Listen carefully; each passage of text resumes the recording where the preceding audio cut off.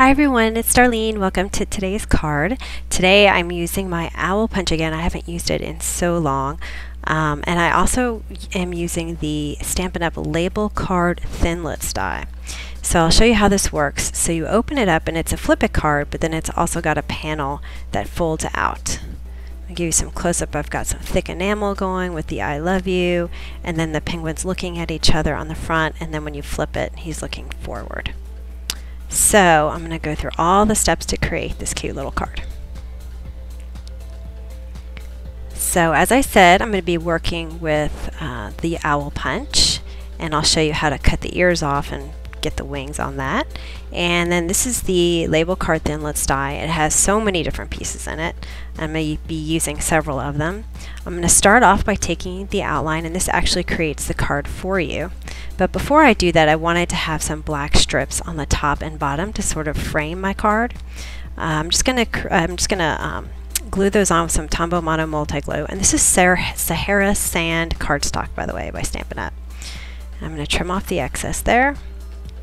And now I'm going to figure out how to do this. So the cutting portion is going to face down. See, I've got my cutting portion facing down, and then I'm going to pull my cardstock out on the right hand side. And what that's going to do, now I'm putting it on my magnetic platform here to make sure it's in place correctly, but what that's going to do by putting it over is create a score line that I can fold over and have that inside flap. So when I pull it out, you'll see that it cuts out just a portion of it and it scores the rest. Now, by the way, I forgot to tell you that I cut my cardstock to 5 3/8 by 8 1/2. Anyway, so there you can see I'm going to fold it. There's a certain way that you fold it to make sure it flips correctly. One score line goes one way, and then one score line goes the other way. You kind of have to mess with it just a little bit, but it ends up just folding fine. And those black strips are pretty thin cardstock. I wanted to make sure I didn't have too many layers of thick cardstock. So just use a thin, sort of cheap cardstock for that black strip. Now I'm just going to fold it all over nice with my bone folder. Make a nice crisp fold. Then you can see how this works. Alright, the next thing I'm going to do is actually create this arrow. And I'm using My Favorite Things Mod Borders and some VersaFine Black Onyx ink. And I use this because I wanted to clear emboss. I'm doing a lot of clear embossing on this card. This is Hero Art's super fine clear embossing powder, and it works great. I love it. So I'm just putting this on some Neenah Solar White cardstock, and what I'm going to end up doing is taking that arrow and cutting that out, and I'm going to do that in a little bit. But these are the pieces I'm going to be using. And I just have some scratch cardstock. I'm just going to cut all these pieces out. So as you can see, this is what I'm left with, and I just have a half of that label, that white label, and I'll show you what I'm going to do with that later. But here we go with the arrow. I just wanted to get it all lined up and then run it through the sizzix. So now I've got this cool looking black and white arrow. Now one of the I love yous is a Real Red cardstock by Stampin' Up, and I'm just cutting the heart out, and I'm going to adhere it on top of the black I love you so that the heart is red. And now I'm going to temporarily adhere it to the scratch sheet of paper to hold it steady while I put some Versamark on it because I want to cover the whole thing. And then I'm going to use my ultra thick embossing enamel, which will create an enamel surface on it. And I usually do about 2 coats of this because it is a little dotty the first time you do it. That way I get a nice smooth finish. And when I'm done, I just grab a paper piercer and it'll pop right off. So as you can see, there's the enamel, nice and thick. And I just put a little dot of adhesive so that it doesn't stick too much. Alright, now I'm going to put my Tiny Stars background on here. I'm masking off a portion of it, and I cut a post-it just wide enough to fit inside this label. And then I had that extra piece at the bottom, so I just grabbed a piece of masking tape. Now this is just the Tiny Stars background by Hero Arts. I use it all the time. I love this. It's kind of hard to find, but it is great. I love it.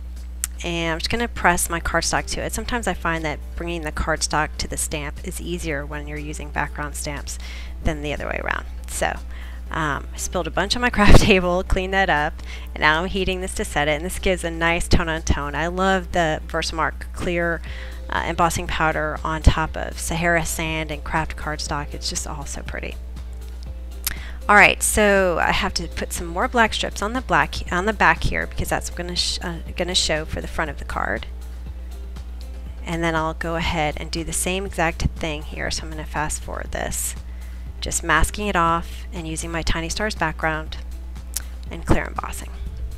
So I'm just going to peel away my Post-its and I'll be done with that part of it. And now I'm going to work on the inside sentiment. I've got the black arrow that I cut out from the Thinlits die. I'm just going to use some glue to put that down. And then I've got this Love Languages set from Simon Says Stamp. I use these little pieces all the time on different cards. So I'm going to pull this sentiment off to the moon and back, and I'm going to ink it up with some VersaFine black onyx ink, which is a little bit dry. My pad's a little dry.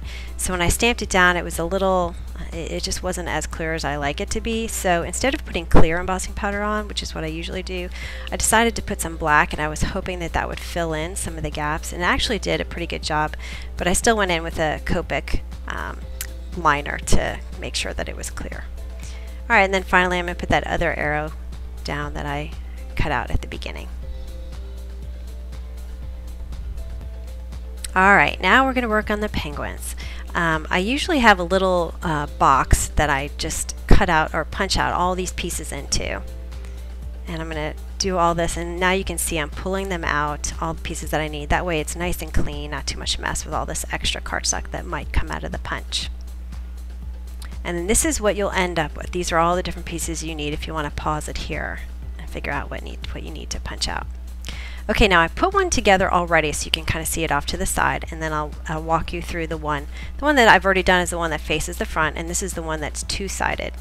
So what I'm going to do is I'm going to cut off the ears with a scissor, and then I'm going to cut off the feet. So I'm basically left with an oval, and I'm going to do that with two of them.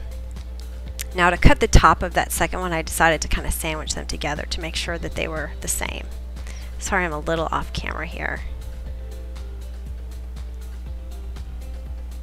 Alright, now with this other one, I'm actually going to cut off the ears, and that's going to be the wings. So I'm just going to kind of make a diagonal cut, and then I'll trim off the bottom just a little bit, and you'll see how it fits.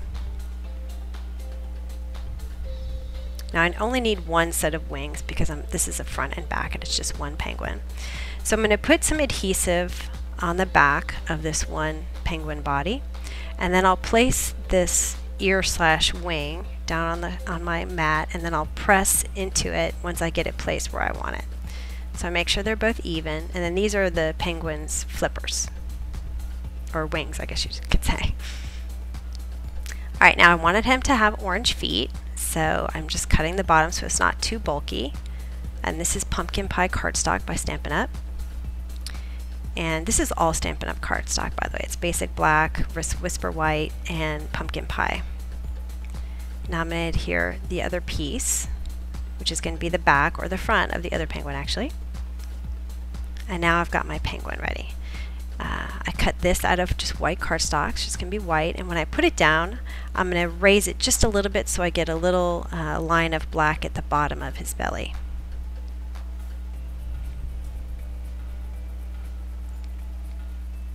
And now it's time for the eyes. I'm going to have two eyes going up and two eyes going front. So I have this pick-me-up stick, and I don't know if you get this, a little blurry, sorry about that, but it's got a sticky end on it. And then on the other side, I actually have it popped out right now, but it stays in there. You can take it out. One side is a chisel tip and one's a point, and it's just plastic, and it's just to help you with your other hand. It takes a little bit of coordination actually up front to figure out how to do this, but once you kind of get it down, it's a really great tool. So I'm just going to dot some two-way glue. It's a two-way glue pen. Use my pickup stick to pick up the eye, and I'm just going to place it down. Now you can see I use the chisel on with my left hand to pull it away from the pickup stick. So you can see me do that again here. So I pick it up, and it picks up so easily, and then you just press it down. And that chisel is also really good for kind of scraping away any excess glue, and also for moving it around if you need to place it somewhere else. Okay, I've got all my eyes done, and now I'm going to do the nose, and it's the heart that I punched out of the owl punch. I'm going to place it down there, and then I'll put the two eyes. And again, I always put the glue down on the base, and then I take my item, whatever I'm gluing onto it, and put it on top. And then you can see here I can move it around really easily with this tool. So I want to make sure the eyes are the same.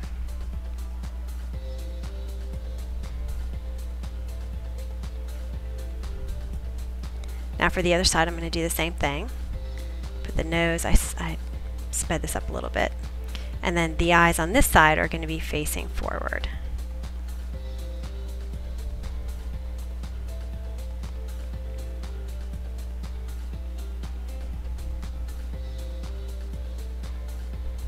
Alright, now it's time to put this together. I've got the white label that I die cut at the beginning.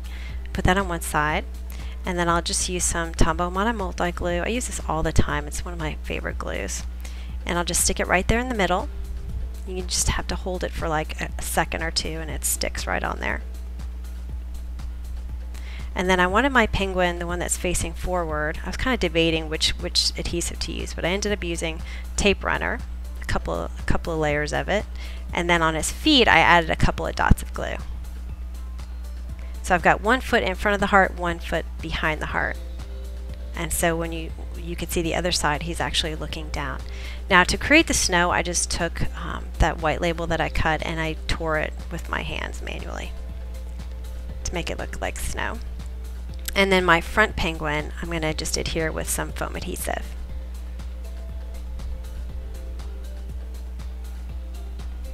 I also cut some real red hearts out of the owl punch so that I could put them around the sentiment here. Again, using my pickup stick. And again, also I'm putting the glue down first and then putting my item on top of it. And then I'm going to add my arrow, which I'm just going to put some Stampin' Up! Dimensionals to pop that up a little bit.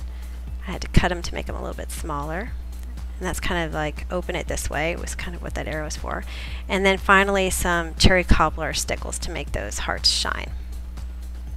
Now I was going to show it to you, but I was really worried I was going to mess up with those cherry stickles. So I went ahead and I let it dry, and then I came back so that I can show it to you. So here it is, all folded up nice. And when you open it up, it flips, and then you can open up that card flap on the right side. You can see the enamel and how they're looking at each other, and then he's looking forward. It was really fun to use this punch again. I know a lot of you really like those owl cards, so I thought this would be something a little bit different. So anyway, I hope you enjoyed it, and I will see you next week. Thanks for watching.